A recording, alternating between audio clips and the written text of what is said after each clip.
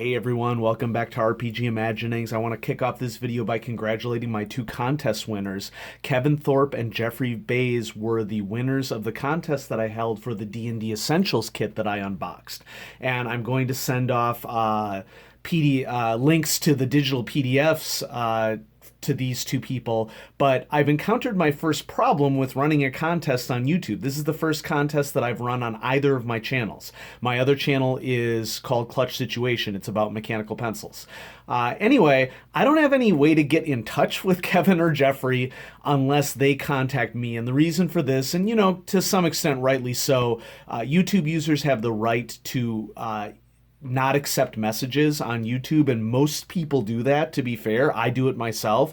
The problem is that I need to be able to contact Kevin and Jeffrey to get them their winnings. So my workaround for this is that Kevin and Jeffrey, I really need you to email me at rpgimaginings@gmail.com so that I can go through a procedure that will help to verify your identity. And the reason why I'm doing that is because I don't want somebody to snipe your code, and have me send it off to somebody who isn't you.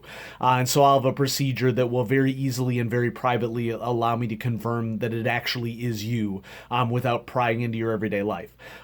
If you could do that by 8 p.m. Central Standard Time, Friday, July 5th, I'd really appreciate that, because I want to get you these winnings, but at the same time, I don't want to sit on these codes. If I'm not going to hear from you, I'm going to redraw basically for other people, so that people who can have an opportunity to get a code can get a code.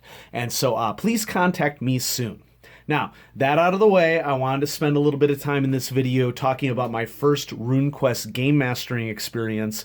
I ran my first Runequest adventure a couple of weeks ago, and I had already blogged about it on the BRP forums at chaosium.com.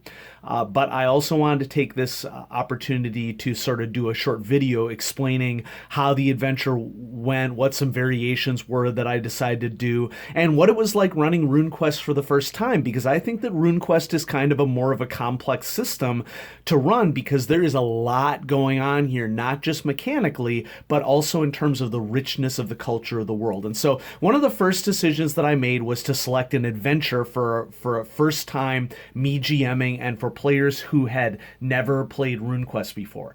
And from this point on, there will be spoilers for the adventures that come with the Game Master pack. The Game Master screen pack, you can buy it on itself, or you can buy it as part of the slipcase set for Runequest role-playing in Glorantha, and so there will be spoilers moving forward for these Game Master adventures. Now, I had three choices, basically, to begin with here, and the first adventure that's contained within this book is Return to Apple Lane, or I should say Defending Apple Lane. And I was reading Defending Apple Lane.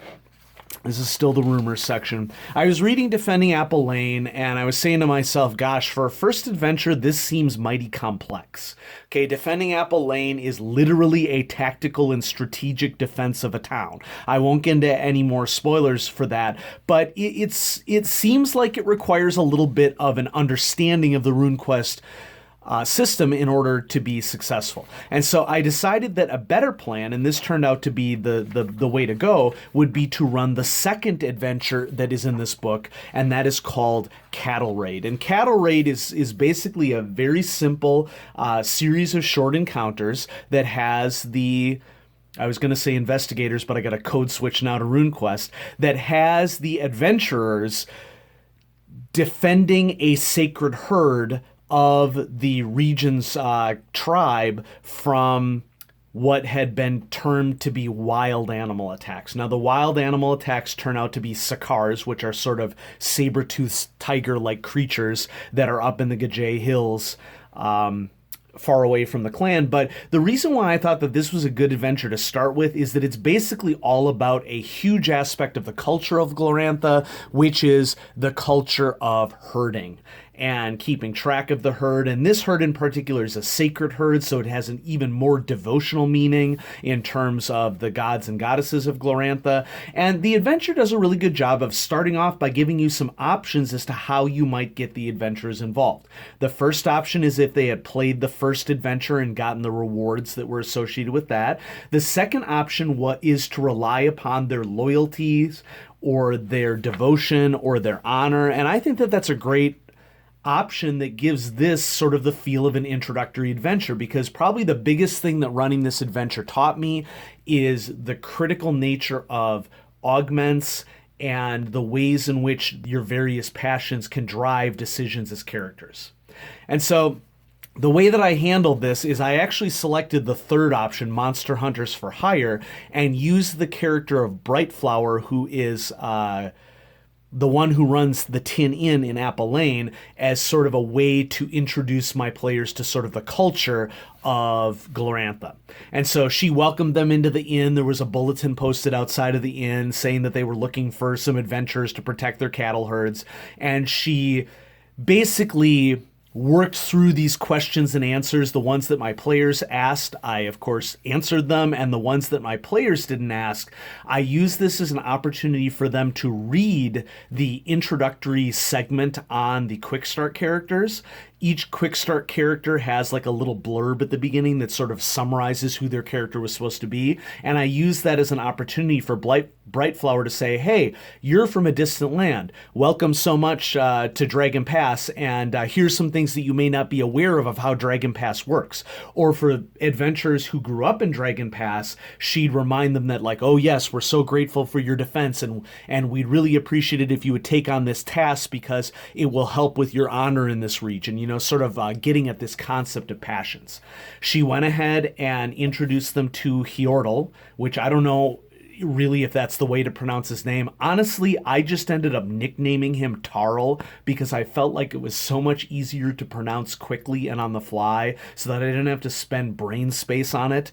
And so she introduced Tarl, and I played Tarl according to what it says in the adventure. You know, he's young and brash, and one of his dominant passions is that he hates a nearby clan, and that is critical here because his hatred for a nearby grouping is sort of what drives him as a foil to what the adventurers are trying to accomplish here. There's a section here in the adventure that talks about the herders that they meet, and I had them meet the herders, and in that time in traveling between meeting Tarl for the first time and interacting with the herders, I had him establish all these things that he was, you know, thinking about this neighboring clan and how horrible they were.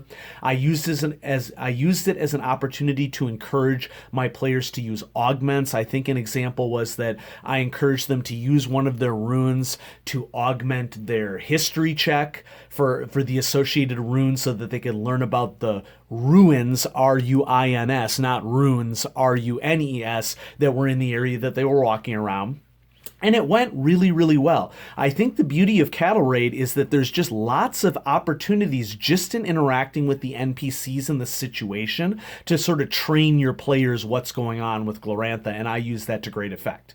Now, they met up with the herd. While they were at the herd, I had a little map that I had drawn for them. I unfortunately don't have it here to show you, but it is on my blog post on the BRP forums if you wanted to go check it out. I drew up a little map showing the situation, and once they had decided where they wanted to be on the map, I had the Sakars attack the cattle. And the way that the adventure is written, the Sakars are intended to act like wild animals, meaning that if they are threatened and if their kill is threatened and they're attacked by humans who may seem to be a big threat to them, they'll just retreat. Now, it was getting kind of late in the evening, so what I decided to do is take it as a good opportunity for us to practice combat, which the nuances of combat are a little bit more complicated in Runequest role-playing in Glorantha than they are like compared to D&D 5th edition, which is a lot more straightforward. And so I used this as an opportunity to really push what the combat system was all about. I did kind of mess it up in that I had created the scale of a map that was kind of too big to have all of my players all in the action all at once, and so I kind of had to flub the movement a little bit in order to get them into the combat. And the good news is that I felt that by the end of the combat, everybody felt like they had acted appropriately and had successfully protected the herd from these Sakars. One of my players, wisely so, had ran after Tarl as part of the herd as it scattered when the Sakars attacked, of course, ran towards the 11 clan, which is this clan that Tarl just hates. And so my player, she did a great job of attempting to tackle Tarl or at least hold him up. And then she had words with just a couple raiders because once again it was getting sort of near the end of the night, and I wanted to establish that in Glorantha a lot of the time negotiation takes a much more serious tone than it would in other games. Not to say that negotiation isn't a part of any role-playing game, but in Dungeons and Dragons, for example, a lot of the time it's really just there's things to attack, you attack. Okay? It doesn't have to be that. Don't get me wrong. There are a lot of great scenarios in which negotiation is expected. But in Glorantha, getting into combat can be really troublesome, and my player's character was totally outclassed by the raiders that she saw, and it was pretty much completely unwise for her to engage in combat with two warriors that were at least her equal, if not better.